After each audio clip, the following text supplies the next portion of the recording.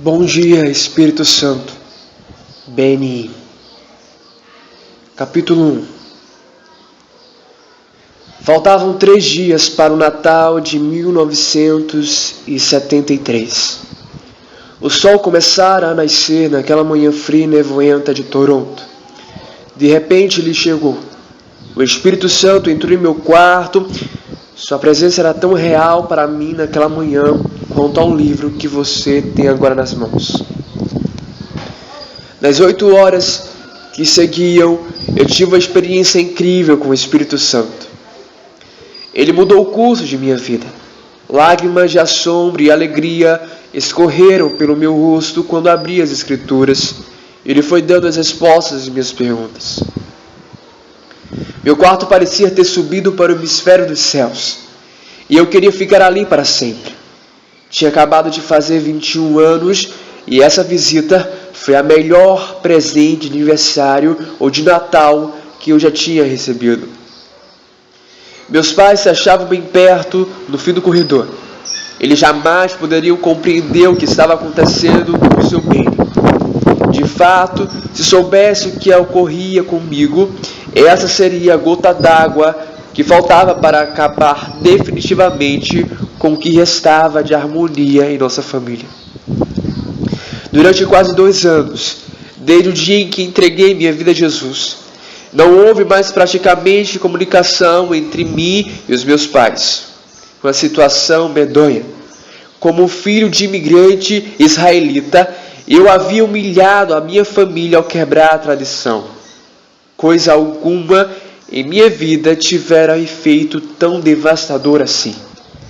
Em meu quarto, porém, tudo era energia pura, algo indizível, cheio de glória.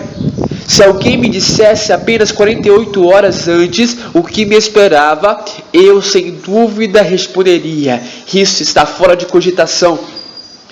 Mas desde o momento em que o Espírito Santo se tornou vivo em minha vida, ele deixou de ser apenas uma terceira pessoa, distante da Trindade.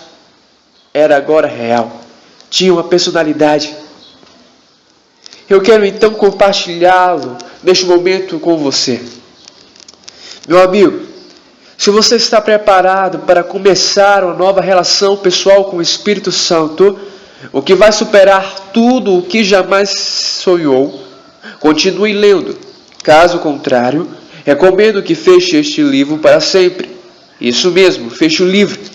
Porque o que pretendo dizer-lhe irá transformar a sua vida espiritual. De repente, vai acontecer com você. Pode ser enquanto esteja lendo, talvez ao orar, ou quando estiver caminhando no trabalho. O Espírito Santo irá responder ao seu convite. Ele vai tornar-se o seu amigo mais íntimo, o seu guia, o seu consolador, o seu companheiro de vida. Quando você e ele se encontrarem, você dirá: Beni, quero contar o que o Espírito Santo tem feito em minha vida. Revelado o poder de Deus. Uma noite curta em Pittsburgh. Meu amigo Jim Botte me pediu para acompanhá-lo numa viagem de ônibus até a cidade de Pittsburgh, na Pensilvânia. Conhecera Jim, o ministro da Igreja Metodista Livre, na congregação que eu frequentava. O grupo se dirigia para uma reunião de um evangelista que fazia curas, Catherine Wan. Para ser sincero, eu sabia bem pouco sobre o ministério da senhorita Goa. Tinha assistido uma entrevista que dera à televisão e ficara desiludido.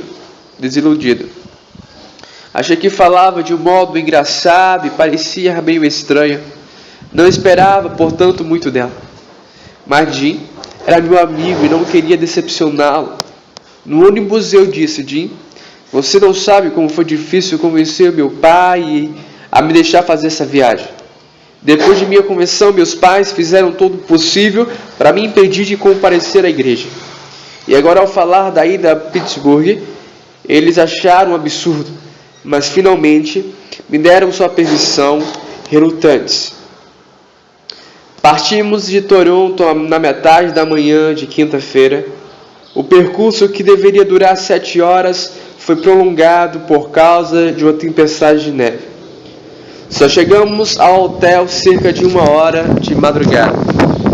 Jim então me disse: Benny, temos de levantar às 5 horas. 5 da manhã? Eu perguntei. Mas por quê? Ele respondeu que teríamos de entrar na porta do prédio da reunião às 6 horas para conseguir entrar. E eu não podia crer em meus ouvidos. Quem jamais ouviu falar de ficar exposto ao ar gelado antes do sol nascer para ir à igreja? Jim afirmou, porém, que era exatamente isso que precisávamos fazer. O frio cortante a pele. Levantei-me às 5 e coloquei todos os agasalhos que pude encontrar, botas, luvas, tudo, enfim. Eu parecia um esquimó. Chegamos à primeira igreja presbiteriana no centro de Pittsburgh, enquanto ainda estava escuro, mas o que me chocou foi verificar que centenas de pessoas haviam chegado antes de nós, e as portas só se abririam dentro de 2 horas. O fato de ser pequeno tinha suas vantagens. Eu comecei a me esgueirar entre as pessoas, chegando a cada vez mais perto das portas e arrastando Jim comigo. Havia até pessoas dormindo nos degraus da frente. Uma mulher me disse: eles passaram a noite aqui. Toda a semana é a mesma coisa. Enquanto permaneci ali esperando, comecei de repente a sentir uma vibração, como se alguém estivesse agarrando meu corpo e começasse a sacudir. Pensei por um momento que o ar frio me tivesse feito mal, mas estava vestido com roupas quentes e certamente não sentia muito frio. Um tremor incontrolável, não obstante, tomou conta de mim. Nada parecia acontecer comigo antes, e não parou. Eu fiquei envergonhado demais para contar ao Jim, mas podia sentir meus ossos chocalhando, senti meus joelhos e minha boca tremerem. O que está acontecendo comigo? Pensei, será o poder de Deus? E eu não conseguia entender. Correndo pela igreja. A essa altura, as portas iam ser abertas e a multidão começou a empurrar de tal forma que o mal poderia mover-me. Mas a vibração em meu corpo, mesmo assim, não cessou. Jim disse: Benny, quando as portas abrirem, corra o mais depressa possível. Por quê? Perguntei. Se não fizer isso, eles vão esmagá-lo. Ele já estivera antes e sabia o que esperar. Eu jamais tivera ideia de participar de uma corrida para entrar na igreja, mas era o que estava acontecendo. Quando abriram as portas, eu parti como um atleta olímpico.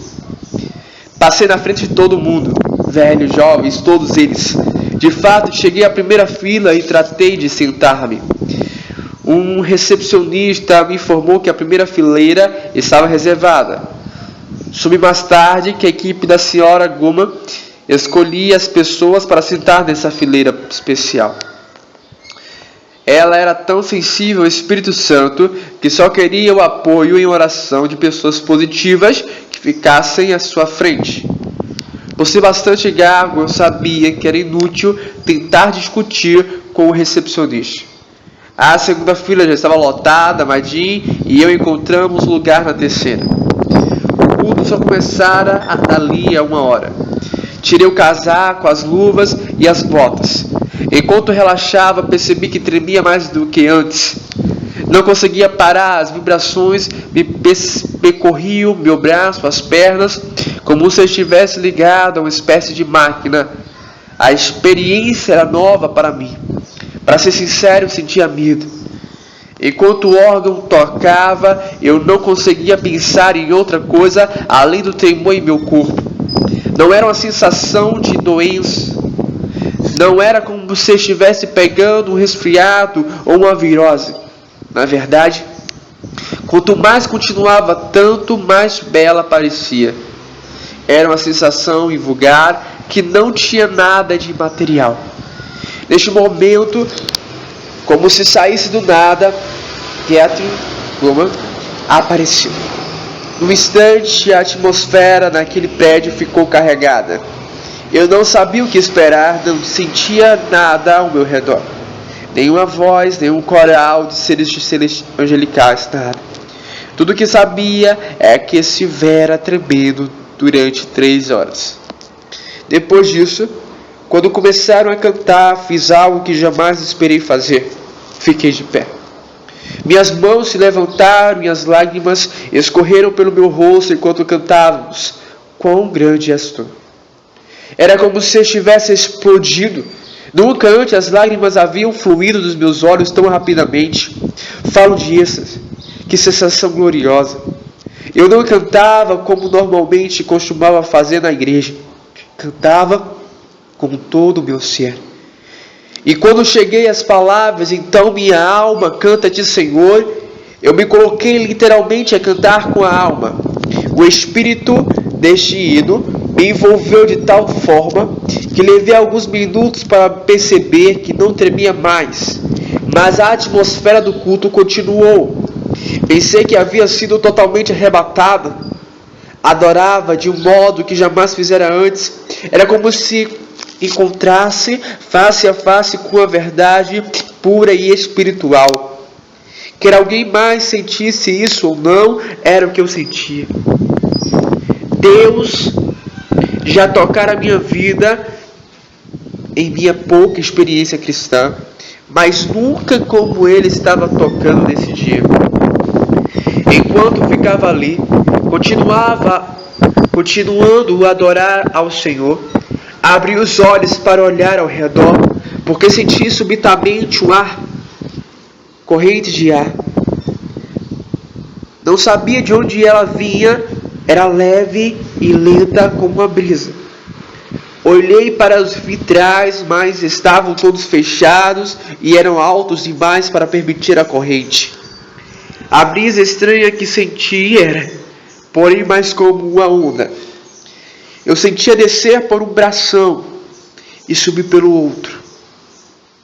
Na verdade, tive a sensação de que ela se movimentava. O que está acontecendo? Todos pensariam que tinha perdido o juízo. Por um período de 10 minutos, mais ou menos, as ondas de vento continuaram a correr sobre mim. Depois senti como se alguém envolvesse meu corpo num cobertor quente. Catherine começou a ministrar ao povo, mas eu estava tão perdido no espírito que isso realmente não importava. O Senhor se achava mais próximo de mim do que nunca antes.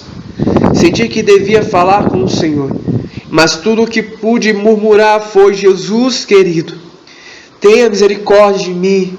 Repeti: Jesus, por favor, tenha misericórdia de mim. Eu me considerava tão indigno.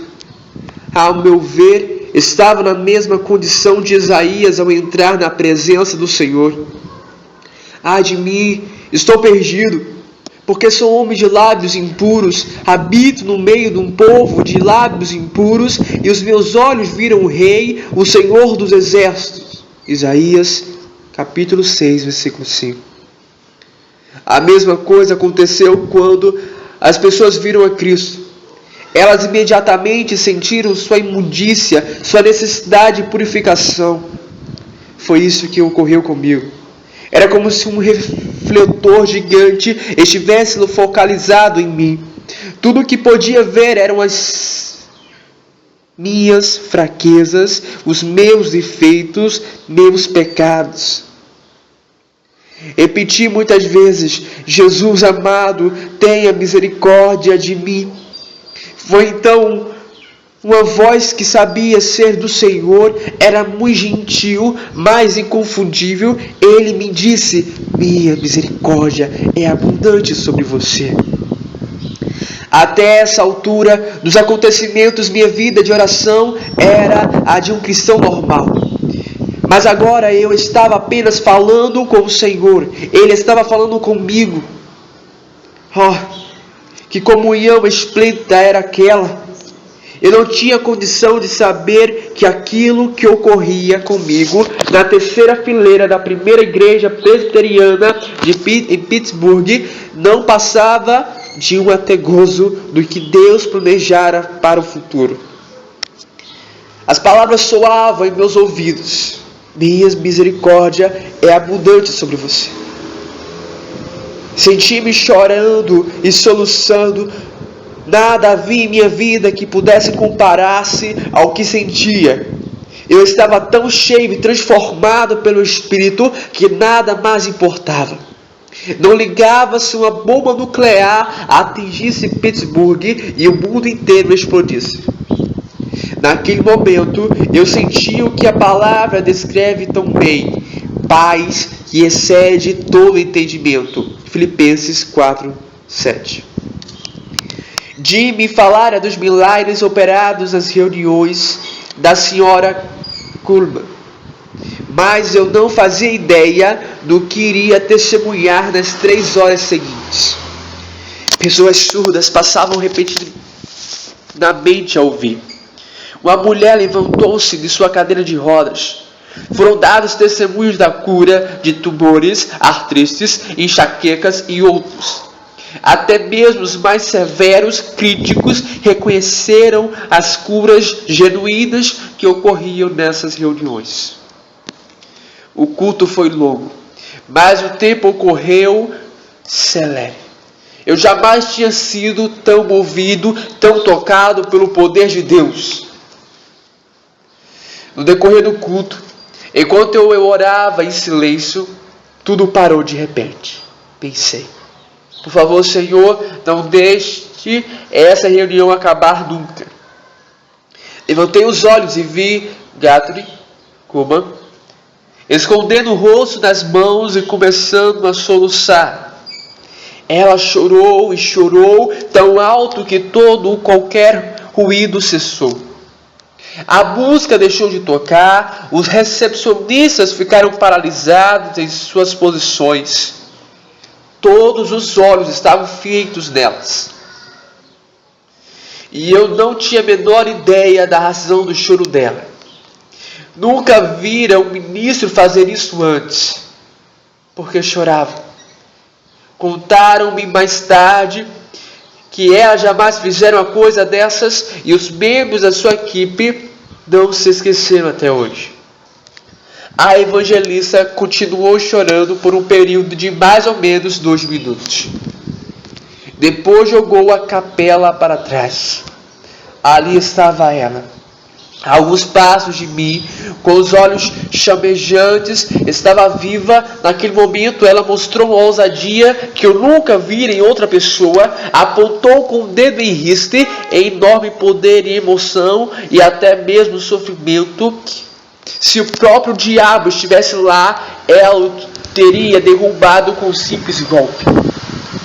Foi um instante de incrível dimensão.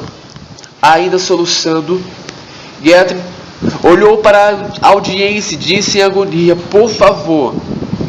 Ela pareceu esticar a palavra por favor. Não entristeçam o Espírito Santo. Ela suplicava. Se você puder imaginar uma mãe rogando a um assassino que não mate o seu bebê, terá uma ideia do quadro. Ela pedia e suplicava: por favor, soluçou, não entristeçam o Espírito Santo. Até hoje me lembro dos olhos dela, era como se olhasse direto para mim. Quando disse isso, um alfinete poderia ter caído no chão que você o ouviria. Eu tinha medo até de respirar. Não movi um músculo. Agarrei-me no banco na minha frente. Pensava no que viria a seguir. Ela disse então: vocês não compreendem? Ele é tudo que eu tenho. Pensei comigo mesmo: por que ela está falando? Sua súplica apaixonada continuou e disse: por favor, não magoe. Ele é tudo que eu tenho. Não magoe o meu amado. Jamais esquecerei essas palavras. Posso lembrar ainda como sua respiração ofegava ao pronunciá-las. O pastor na minha igreja falava sobre o Espírito Santo, mas não dessa forma. Suas referências estavam ligadas aos dons, línguas ou profecia, e não à ideia de ser o mais íntimo, mais pessoal, mais amado amigo. Catherine Kuhlman estava falando de uma pessoa que era mais real que você ou eu. Ela apontou então seu longo dedo para mim e disse com grande clareza: ele é mais real do que qualquer coisa nesse mundo. Quando ela olhou para mim e proferiu essas palavras, algo me agarrou literalmente por dentro. Gritei dizendo: eu preciso conseguir isso. Eu, na verdade, pensava que todos naquele culto deveriam estar sentindo a mesma coisa. Mas Deus trata conosco individualmente e penso que naquele culto foi só para mim.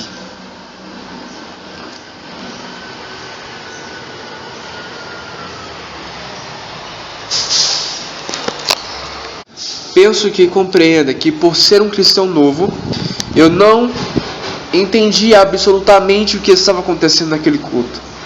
Mas não podia negar a realidade e o poder que sentia. Ao terminar o culto, olhei para a evangelista e vi o que apareceu. Uma névoa ao redor dela e sobre ela. A princípio julguei que meus olhos estavam me pregando peças. Mas a névoa continuava e seu rosto brilhava luminoso através da mesma. Não acredito de modo algum que Deus estava tentando glorificar a senhorita Kuhlman, mas creio que Ele usou nesse culto para revelar o seu poder para mim. Quando o culto acabou, a multidão saiu, mas eu não queria me mover. Eu chegara correndo, mas agora só desejava ficar sentado e refletindo sobre os acontecimentos. O que sentia naquele prédio fora algo que a minha vida não me oferecia.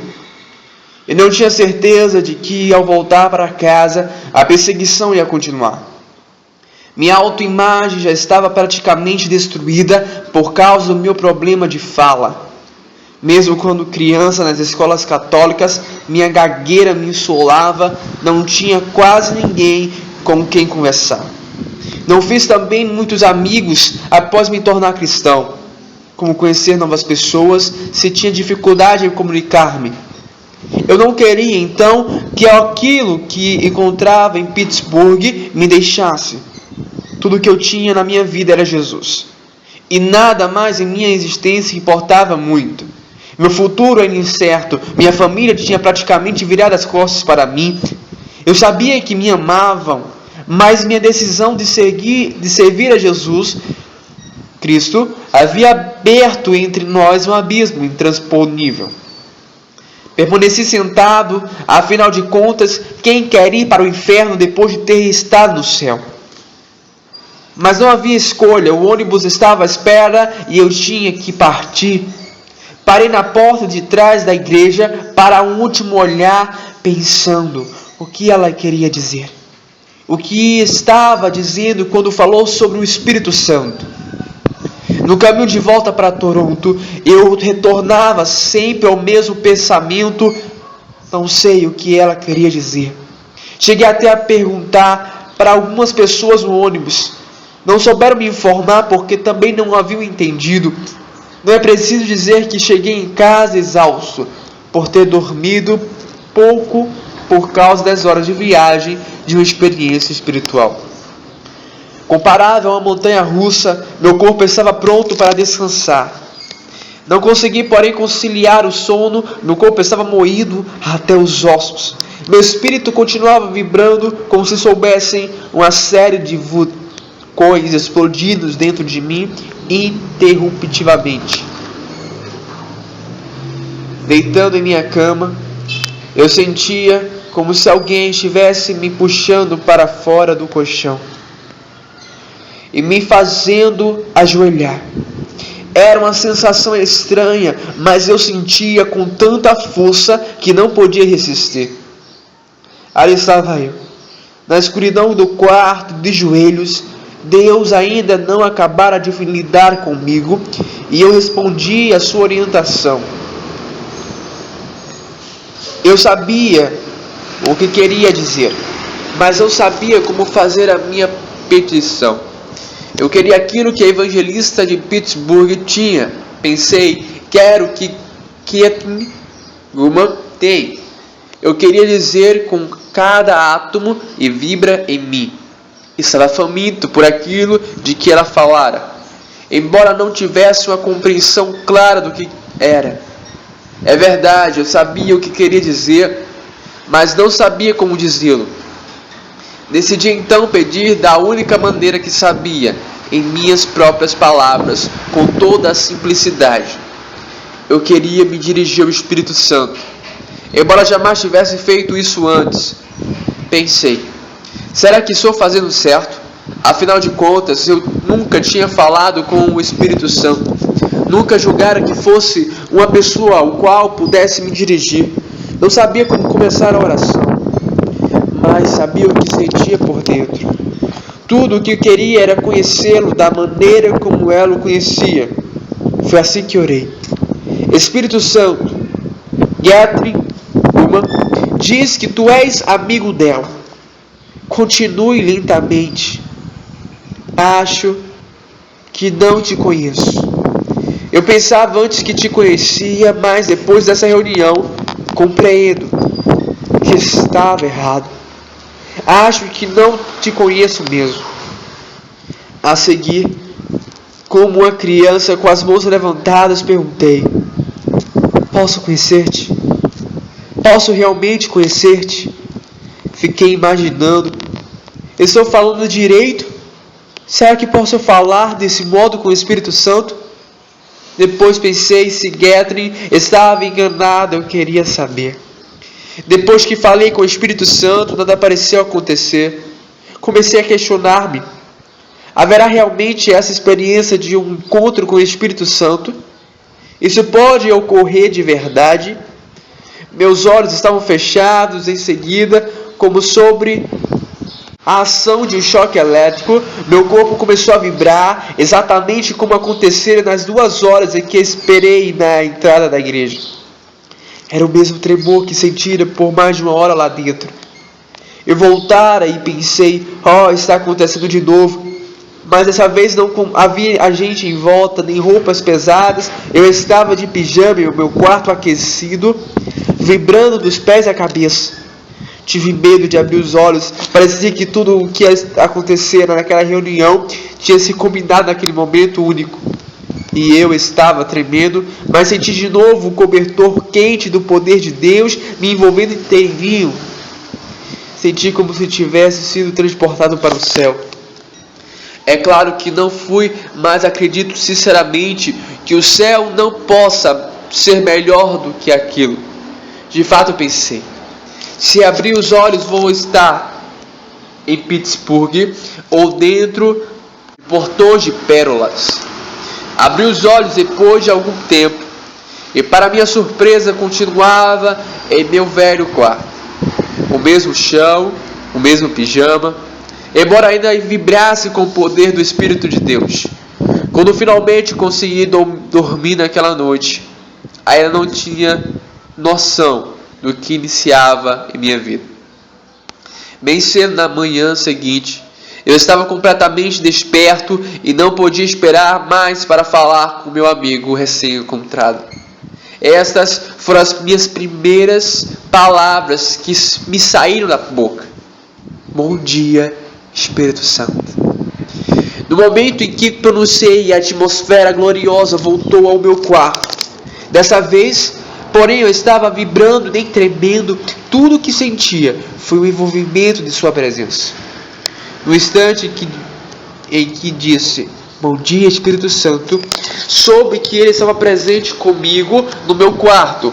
E eu não só fui cheio do Espírito naquela manhã, mas também recebi de sua plenitude cada vez que passei tempo em oração. Estou me referindo a algo além do falar em línguas. Eu falava em linguagem celestial, mas era muito mais do que isso. O Espírito Santo se tornou real, ele veio a ser meu amigo, meu companheiro, meu conselheiro. A primeira coisa que fiz naquela manhã foi abrir a Bíblia. Queria ter certeza. Quando abri a palavra, fiquei certo de que ele estava comigo, como se estivesse sentado junto a mim. Não vi seu rosto ou semblante, mas sabia que estava ali. Eu comecei a conhecer sua personalidade. A partir daquele dia, a Bíblia passou a ter uma dimensão inteiramente nova. O Espírito Santo mostre isso para mim na palavra.